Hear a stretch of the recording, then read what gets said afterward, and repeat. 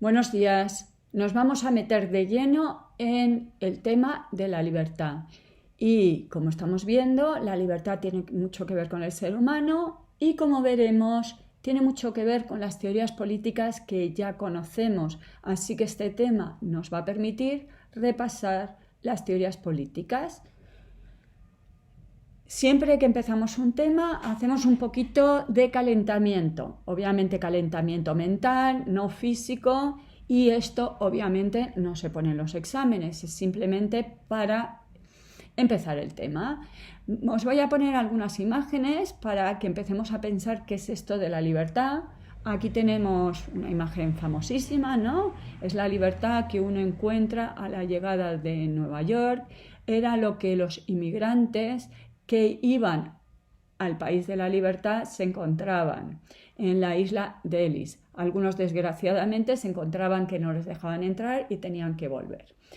Es una joven que tiene una linterna, ilumina. Fue un regalo de los franceses a los americanos. ¿Os parece que esta es la libertad? También tenemos aquí la libertad guiando al pueblo de Delacroix. La libertad es revolucionaria. Delacroix pintó este cuadro como contribución a la revolución. Cuidado, no la revolución más famosa de 1789, sino posterior. Entonces vemos que la libertad tiene un aspecto político. Pero quizá para vosotros la libertad sea un caballo desbocado. Los griegos no pensaban que la libertad era una joven que nos iluminaba gracias a la ciencia, a la razón, sino que era un caballo en libertad. Quizá aquí lo veáis mejor. Cuidado, porque ya hemos visto que el comportamiento animal es instintivo, así que los animales no tienen realmente un comportamiento libre, pero es una imagen, ¿no? Un caballo trotando, galopando, parece la libertad. Y aquí tenemos una imagen más prosaica, romper las cadenas. La libertad la percibimos cuando rompemos nuestras cadenas, pues sí, cuando nos liberamos de algo es cuando percibimos la libertad. Si yo os preguntara, que me dijerais qué es la libertad, estoy convencida que muchos me diríais hacer lo que me da la gana. Y a continuación me diríais que es imposible porque nos dejan y que ya os gustaría poder hacer lo que os da la gana. Vale, cuidado, no se pone en un examen, poder hacer todo lo que quiera, porque no es una definición, pero sí que nos viene bien como acercamiento. Nos viene bien como acercamiento para empezar a ver qué es esto de la libertad. En principio vemos que tiene dos aspectos. Por un lado, hacer, acción, lo que me dejan hacer o no me dejan hacer. Y segundo, elección, lo que quiero o no quiero. Ya sabemos que en un examen de filosofía evitamos la palabra querer o no querer.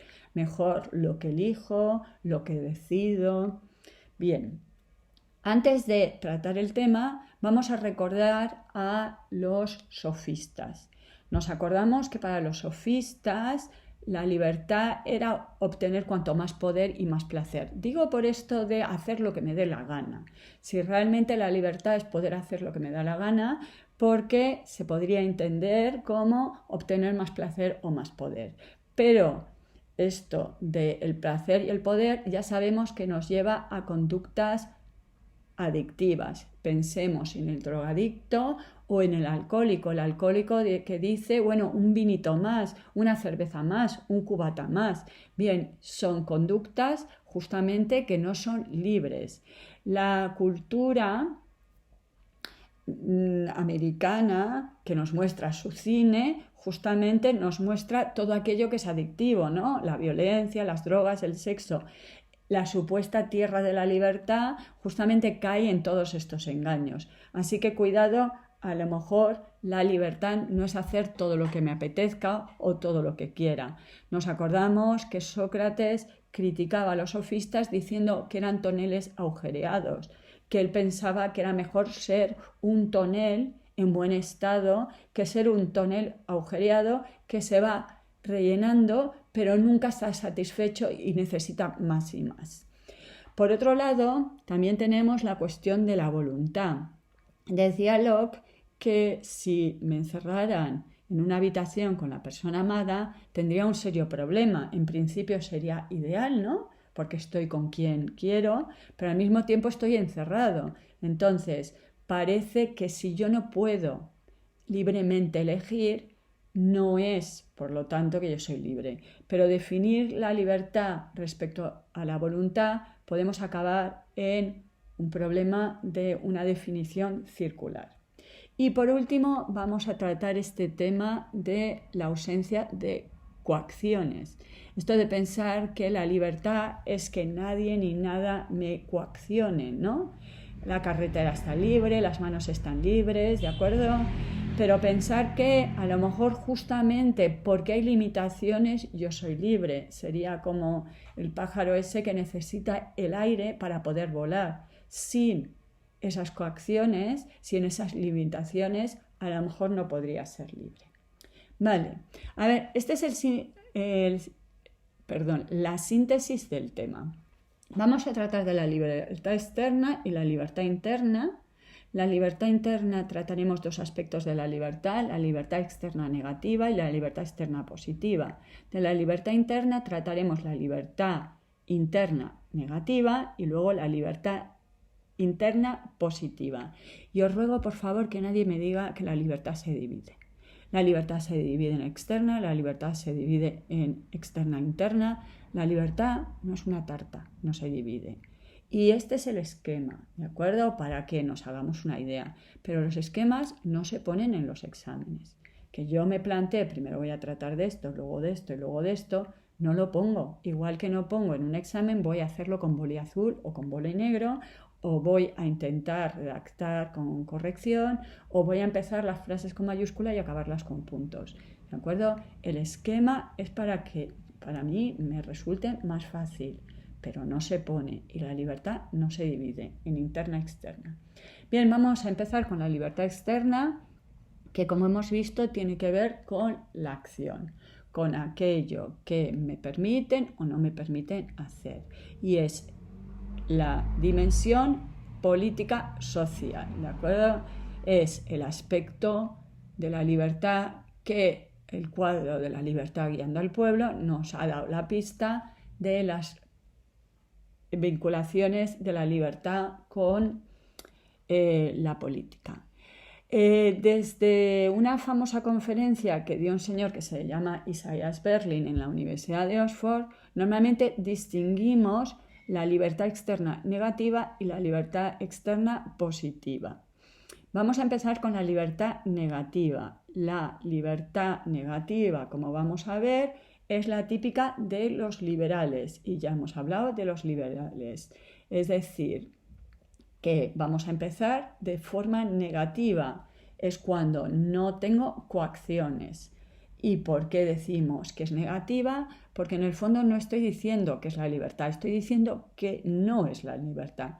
Para ello vamos a hablar de un señor que se llama John Stuart Mill. Como veis, es un liberal. Este señor nace en 1806 y muere en 1773, así que es del siglo XIX. Y a él le debemos la famosísima frase de mi libertad termina donde empieza la libertad de los demás, ¿de acuerdo? Vamos a decirlo un poquito mejor, más mono. El único objeto que autoriza a los seres humanos individual o colectivamente a turbar la libertad de cualquiera de sus semejantes es la propia defensa. La única razón legítima para usar de la fuerza contra un miembro de una comunidad civilizada es la de impedirle perjudicar a los otros, pero el bien de ese individuo, sea físico, sea moral, no es razón suficiente.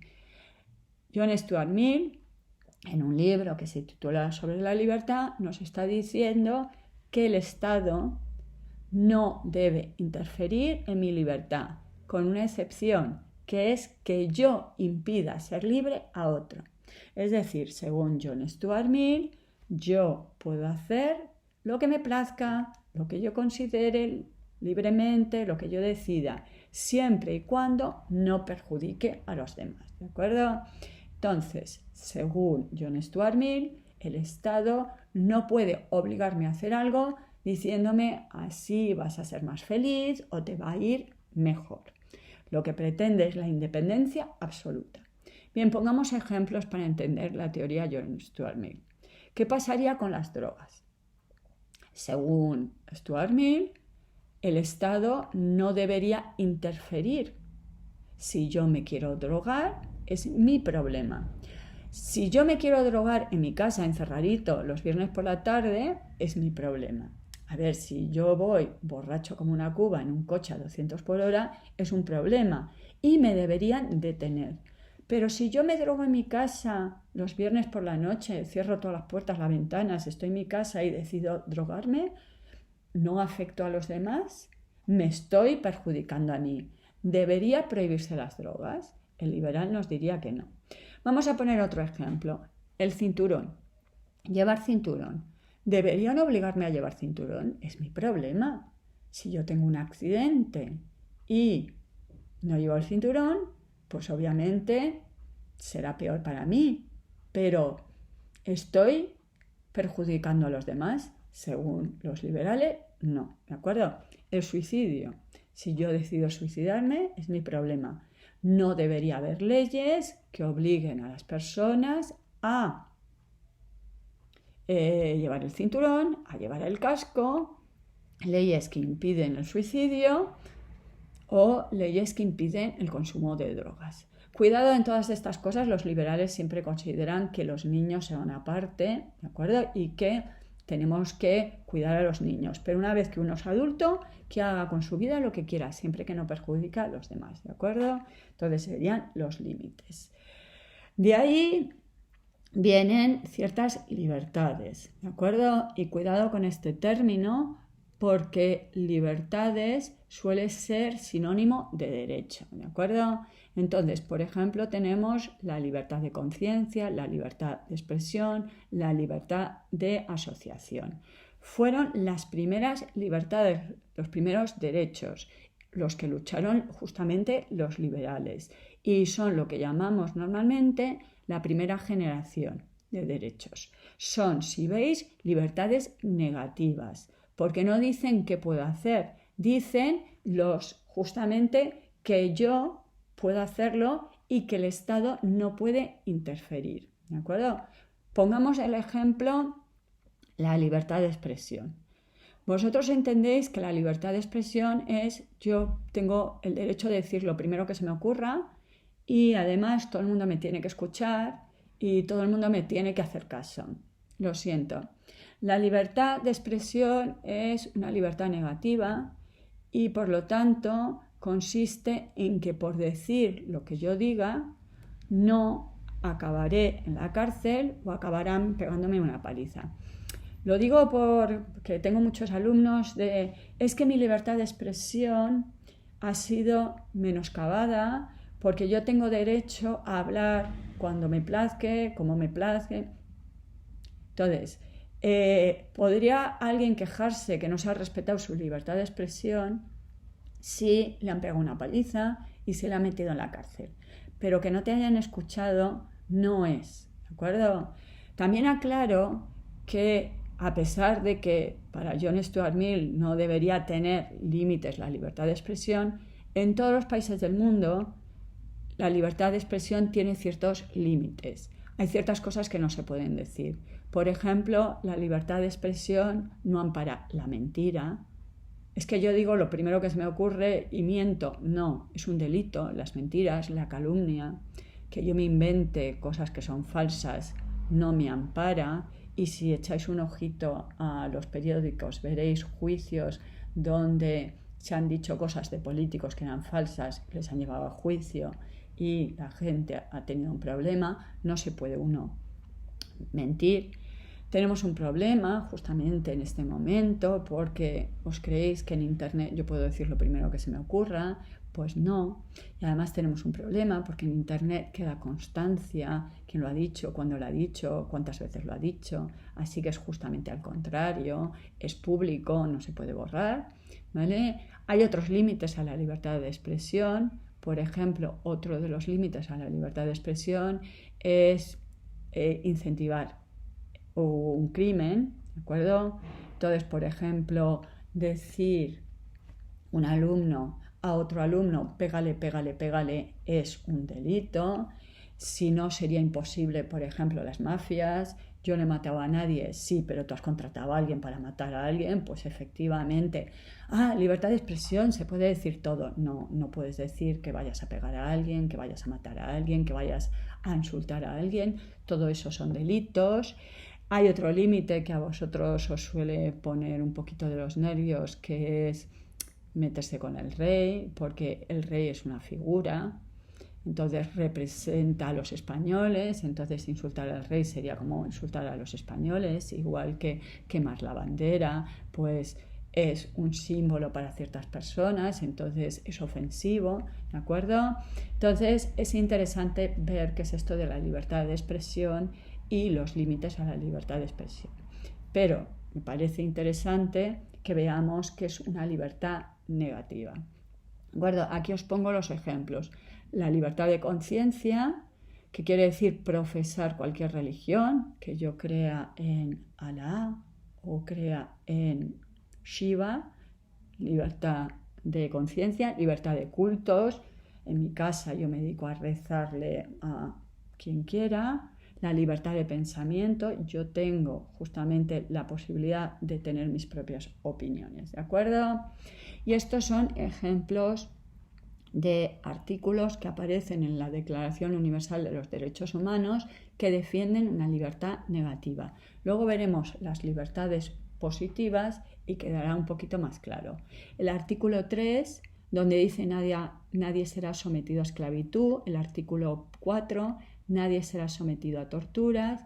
9, nadie podrá ser arbitrariamente detenido, es decir, no se puede detener a alguien como no sea que haya un juez que diga la razón por la cual debe ser detenido. No por arbitrario quiere decir porque me da la gana, porque me levanto esta mañana de mal humor. Artículo 18, toda persona tiene derecho a la libertad de pensamiento. Artículo 19, todo individuo tiene derecho a la libertad de opinión. Artículo 20, toda persona tiene derecho a la libertad de reunión.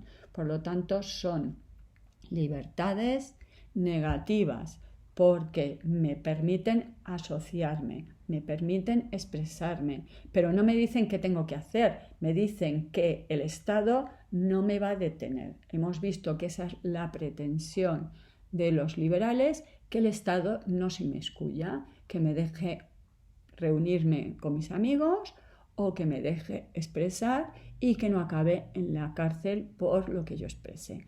A ver, el otro ejemplo que acabo de poner, libertad de asociación, obviamente tiene también sus límites. Si yo hago el club de las muñecas Barbie, pues perfecto, estupendo, no hay ningún problema. Si yo hago un club terrorista para matar a gente, pues obviamente me lo van a impedir, ¿de acuerdo? Bien, antes de tratar la libertad externa positiva, voy a hacer un paréntesis y vamos a ver si estamos tan de acuerdo con esto de que decía Stuart Mill, que yo soy libre, voy sin el casco, o yo soy libre, voy sin el cinturón, o yo soy libre y me drogo todo lo que quiera. Porque las sociedades liberales tienen justamente esa idea. Y veamos que en la pandemia se habló, por ejemplo, en Holanda o en Inglaterra, de que cada cual libremente decida si quería salir a la calle o no, contagiarse o no. Y luego dieron marcha atrás, ¿de acuerdo? Entonces vamos a pensar si realmente soy libre de ir sin el casco, soy libre de drogarme y soy libre de, por ejemplo, suicidarme. Porque tiene un fallo ese tipo de argumento. Tengo una amiga que de jovencita le paró la policía por ir en la moto sin el casco y entonces ella se puso así muy adolescente y muy reivindicativa de yo hago lo que me da la gana y a ti qué más te da que yo vaya sin el casco, si tengo un accidente soy yo la que me voy a romper el cráneo. Y le dijo el policía, no, bonita, si tú te caes de la moto y te rompes la espalda, te van a ingresar en un hospital y el tratamiento va a ser carísimo y vas a estar en una silla de rueda toda tu vida y la pensión de invalidez se va a pagar con mis impuestos. Dado que yo voy a financiar todo esto, creo que puedo decirte que vayas con el casco. ¿Conocéis a alguien que cuando tiene un accidente de coche esté ahí en la cuneta desangrándose y venga la ambulancia? Diga, no, no, que no venga la ambulancia, que fui yo el que iba sin cinturón. Entonces es mi problema. ¿O conocéis a alguien que se tome 15 cubatas, se meta 4 pastillas y cuando se ponga malísimo y venga la ambulancia diga, no, no, que la ambulancia no venga por mí, que he sido yo libremente que me he tomado los cubatas y me he metido las pastillas? Entonces, parece que somos libres de drogarnos, somos libres de no llevar el casco, pero si pretendemos que la sociedad luego nos financie las medicinas o el tratamiento médico por el problema que nosotros hemos causado, pues a lo mejor el Estado sí debería inmiscuirse en su vida. ¿De acuerdo? Entonces, este es el fallo a lo mejor de estas teorías liberales. Pero recuerdo que los liberales hubieran opinado que somos libres de drogarnos, pero también si luego nos ponemos malitos es nuestro problema porque libremente lo hemos decidido y somos libres de ir en la moto sin el casco, pero si luego no tengo seguro médico y no me atienden, no podría quejarme. Bien, vemos cómo la teoría que estamos viendo está muy relacionada con el liberalismo que ya vimos cuando tratamos de Locke. Y en el próximo vídeo hablamos de la libertad externa positiva. Hasta ahora.